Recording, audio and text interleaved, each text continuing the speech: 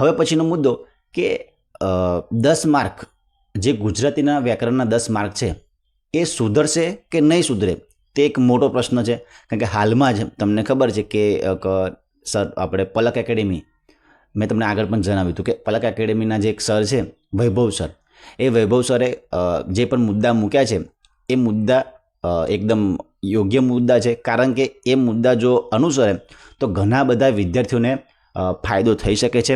કારણ કે જે ગુજરાતીના પ્રશ્નો છે એટલા અઘરા પ્રશ્નો હતા કે જે ગુજરાતીના વિષયનો જો વિદ્યાર્થી હોય ને તો પણ એ પ્રશ્નો આવડે નહીં, એટલા અઘરા પ્રશ્નો હતા.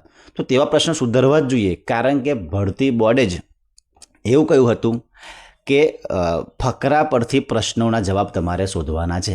હવે ફકરા તમને આપ્યા નહોતા, તમને શું આપ્યું હતું? ખાલી જગ્યાઓ આપી હતી. એટલે એનો મતલબ એક જ છે કે તેનો મતલબ એક જ છે કે જોડણી હતી. હવે જોડણી તો સુધરવી જ જોઈએ. જો જોડણી સુધરશે તો જે વિદ્યાર્થીઓના સારા માર્ક છે એમને તો ફાયદો છે જ, પણ જે વિદ્યાર્થીઓના માર્ક જે બોર્ડર પર છે એ વિદ્યાર્થીઓને પણ ફાયદો થશે. તો જે પણ સર અત્યારે એના માટે જે પણ કાર્યવાહી કરે છે, જે પણ વાતચીત કરતા હોય છે, તમે યુટ્યુબ પર જોતા છો, તો તેમને અવશ્ય સપોર્ટ કરો. કારણ કે ઘણા બધા ગામડાના એવા વિદ્યાર્થીઓ છે કે જેમને પાર્ટ એમાં ઓછા માર્ક થાય છે અને પાર્ટ બીમાં સારા માર્ક છે. તો એ વિદ્યાર્થીઓ પાસ થશે તો મેરિટમાં શું થશે? એડ થશે. જો એડ નહીં થાય તો ઘણી બધી સીટો ખાલી પણ રહેવાની શક્યતા રહેલી છે.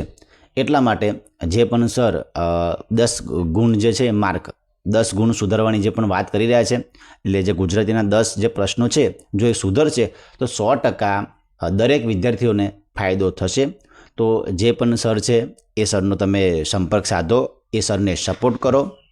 કોઈ પણ પ્રકારનો વિરોધ કરવાની જરૂર નથી. બધા વિદ્યાર્થીઓનો ફાયદો થશે. જો 10 માર્ક વધશે તો એ 10 માર્ક બધા વિદ્યાર્થીઓના વધશે.